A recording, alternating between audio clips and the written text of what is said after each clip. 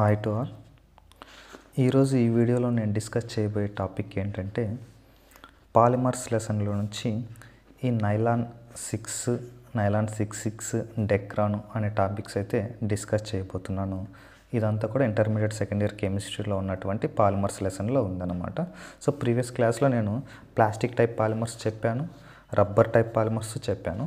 ఈరోజు ఈ నైలాన్ 6 డెక్రాన్ ఈ పాలిమర్ చెప్తాను అనమాట. సో డెక్రాన్ అనేది క్లాత్, నైలాన్ 6 అనేవి క్లాత్ కమ్ ప్లాస్టిక్ టైప్ అనమాట. సో ఈ నైలాన్ 6 పాలిమర్ గురించి చూద్దాము. Nylon 6 polymer, nylon 6. So nylon 6 అనేది ఒక పాలిమర్. మరి దీని మోనోమర్ ఏంటండి? దీని మోనోమర్ పేరు కాప్రోలాక్టమ్ అనమాట. సో నైలాన్ 6 అనే పాలిమర్ యొక్క మోనోమర్ ఏంటంటే కాప్రోలాక్టమ్. మరి దీని స్ట్రక్చర్ మనం ఒకసారి అబ్జర్వ్ చేస్తే ఎలా ఉంటుంది అంటే, దీని స్ట్రక్చర్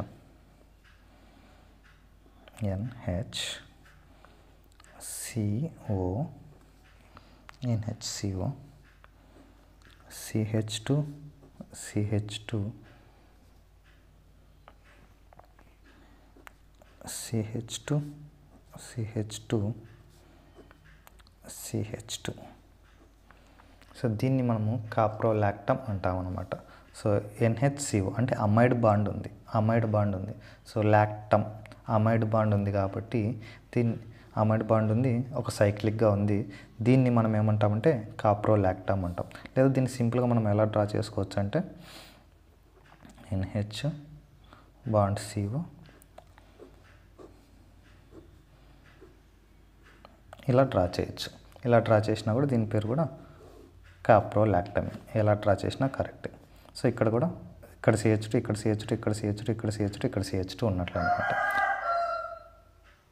మనకు ఎగ్జామ్లో కూడా ఇలాగే అడుగుతాడు. నైలాన్ 6 అంటాడు, దాని మోనోమర్స్ రాయండి, దాని స్ట్రక్చర్ రాయండి అని అడుగుతాడు. సో మనము నైలాన్ 6 యొక్క మోనోమర్ వచ్చేసి కాప్రోలాక్టమ్ అని రాస్తాము, దాని స్ట్రక్చర్ ఇలా డ్రా చేస్తాం అనమాట. మరి దీని యూజెస్ చూస్తే, మరి ఇది వచ్చేసి క్లాత్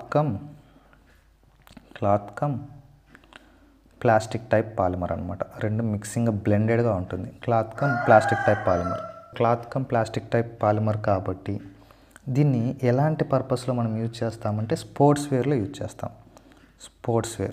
సో మనం స్పోర్ట్స్కి యూజ్ చేసేటువంటి ఆ క్లాత్స్ వచ్చేసి అన్నీ కూడా ఈ నైలాన్ 6 టైప్ పాలిమర్ను యూజ్ చేసింది అనమాట. స్పోర్ట్స్ వేర్లో అన్నీ కూడా ఈ ప్లాస్టిక్ను యూజ్ చేస్తామన్నమాట. సో స్పోర్ట్స్ వేర్లో ఎలా ఉంటుంది, ప్లాస్టిక్ నార్మల్ క్లాత్ రెండు మిక్స్ అయినట్టు ఉంటాయి కాబట్టి అలాంటి టైప్ ఆఫ్ పాలిమర్స్, అలాంటి టైప్ ఆఫ్ సబ్స్టాన్స్ ప్రిపరేషన్లో ఈ నైలాన్ 6 అనే ఈ పాలిమర్ను యూజ్ చేస్తాము. అండ్ నెక్స్ట్ పాలిమర్ వచ్చేసి నైలాన్ 66. ఈ నైలాన్ 66 పాలిమర్ చూస్తే ఇది కూడా ఒక పాలిమర్. ఇది కూడా సేమ్ దీనిలానే cloth cum plastic type polymer. So blended అని చెప్పొచ్చు అనమాట. మరి దీని యొక్క మోనోమర్స్ చూస్తే 2 ఉన్నాయండి. దీని యొక్క మోనోమర్స్ 2 ఉన్నాయి. ఏంటంటే దీని మోనోమర్స్ 2 అవి ఏంటంటే hexamethylene diamine hexamethylene diamine and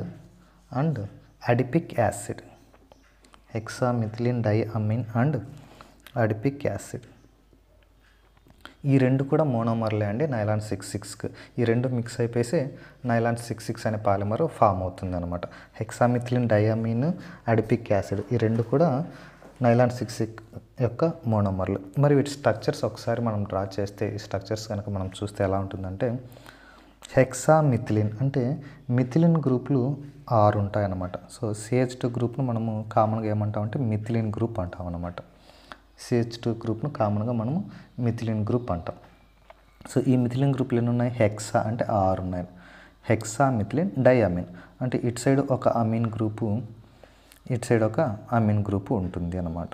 so దాన్ని మనం హెక్సామిథిలిన్ డైఅమీన్ అంటాం. హెక్సామిథిలిన్ డైఅమీన్ అంటాం అన్నమాట. అండ్ అడిపిక్ యాసిడ్ అంటే మనం ఎలా డ్రా చేస్తాము అంటే ఇలా రాస్తాము. COOH acid. ఈ మిథిలిన్ గ్రూప్స్ 4 ఉంటాయన్నమాట. మళ్ళీ ఇక్కడ ఒక కార్బాక్సిలిక్ యాసిడ్. సో 2 కార్బాక్సిలిక్ యాసిడ్లు టెట్రా మిథిలిన్ అనమాట. దీన్ని మనము అడిపిక్ యాసిడ్ అని అంటాం. సో ఈ అడిపిక్ యాసిడ్, ఈ హెక్సామిథిలిన్ డయామిన్ ఈ రెండు కలిసిపోయి నైలాన్ 6,6 అనే పాలిమర్ అయితే ఫామ్ అవుతుంది. మరి ఈ పాలిమర్ని మనం ఎక్కడ యూజ్ చేస్తామంటే ఇది కూడా క్లాత్ కమ్ ప్లాస్టిక్ టైప్ కాబట్టి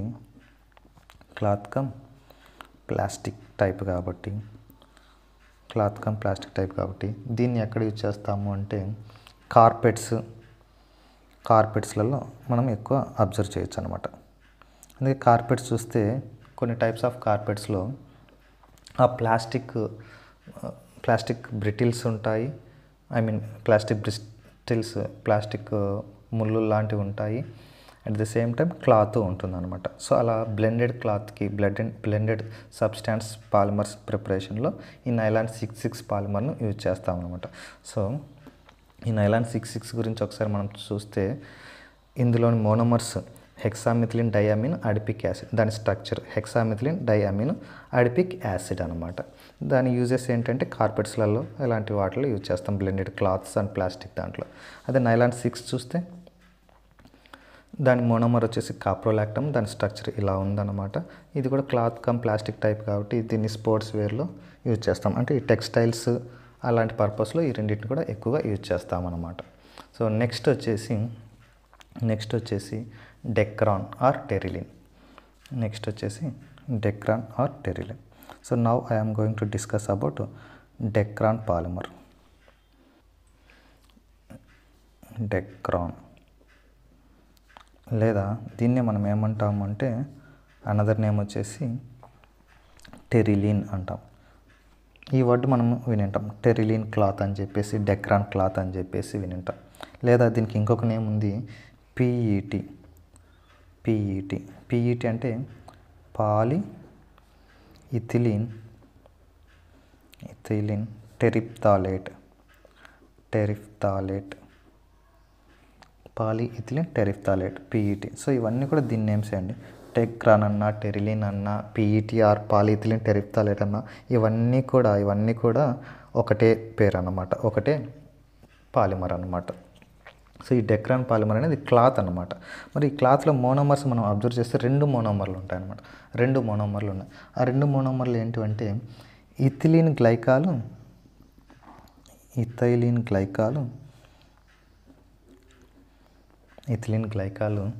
అండ్ టెరిఫ్థాలిక్ యాసిడ్.